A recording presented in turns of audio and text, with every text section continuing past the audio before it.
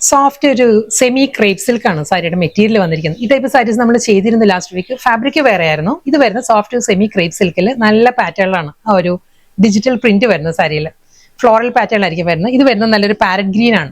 Of white ആണ് base വരുന്നത്. ഇതിൽ പാരറ്റ് ഗ്രീനിലാണ് ആ ഒരു മോട്ടീവ്സ് വരുന്നത്. ബോർഡർ ഇല്ല, വിത്തൗട്ട് ബോർഡറാണ് വരുന്നത്. ഞാൻ 1 ലെയറിൽ കാണിക്കാം കേട്ടോ. സാരി സോഫ്റ്റ് ആ ഒരു സെമി ക്രേപ്പിന്റെ ആ ഒരു ഫാബ്രിക് ഉണ്ടല്ലോ, നല്ല ഫ്ലോയി ആയിട്ട് കിടക്കുന്ന ഫാബ്രിക് ആണ്. മുന്താണി ഈ ഒരു പാറ്റേണിലാണ് സാരിയുടെ പല്ലു വരുന്നത്.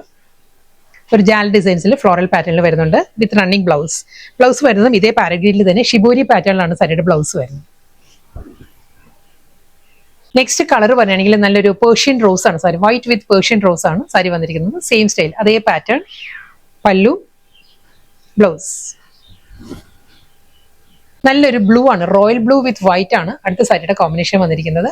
Same style, royal blue blouse എല്ലാം നല്ല ഓപ്ഷൻ ആയിരിക്കും. ഇതാണ് മുന്താണി, same shibori blouse.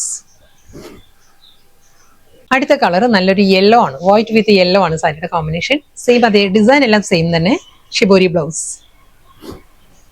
Next colour പറയുകയാണെങ്കിൽ നല്ലൊരു റസ്റ്റിക് ടോണിലാണ് സാരി വന്നിരിക്കുന്നത്. ഈ ഒരു ടോണിലായിരിക്കും, നല്ലൊരു ബേൺ ഓറഞ്ച് ആൻഡ് റസ്റ്റിക് ടോണിലാണ് ആ ഫ്ലോറൽ ഡിസൈൻസ്. മുന്താണി, ബ്ലൗസ്. ലാസ്റ്റ് സാരിയാണ്.